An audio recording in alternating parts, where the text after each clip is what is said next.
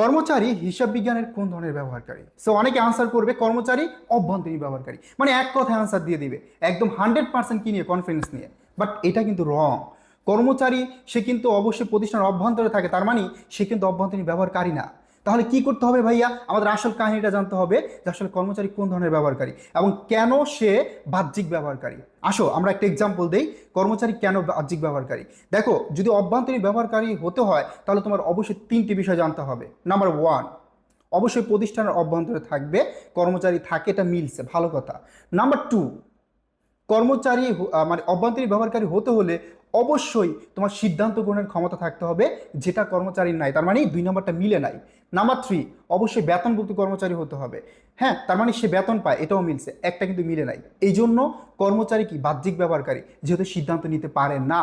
So এমন confusion আমরা clear করাবো তোমাদেরকে, বিশেষ করে আগামী 7ই জুলাই ঠিক সন্ধ্যা 7টা 30 মিনিটে হিসাব বিজ্ঞান ম্যারাথন ক্লাসে।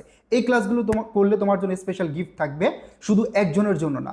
আমরা প্রথম 5জনকে একটা স্পেশাল গিফট দিব, পরবর্তী 10জনকে আমরা আরেকটা স্পেশাল গিফট দিব, এবং সর্বশেষ 20জনকে আমরা দিব হচ্ছে আমাদের ডিও আইসু ব্যাসে ডিসকাউন্টে ভর্তি হওয়ার সুযোগ। সো এই সুযোগটি কেউ হাতছাড়া করে না। অবশ্যই তোমার মূল হাতিয়ার হিসাবে নিতে হবে গ্রুপ সাবজেক্টগুলোতে, যদি তোমার টার্গেট হয়ে থাকে A+, এবং তুমি যদি A+ পেতে যাও। সো দ্রুত সবাই বন্ধুদেরকে মেনশন করে জানিয়ে দাও ক্লাসের কথা।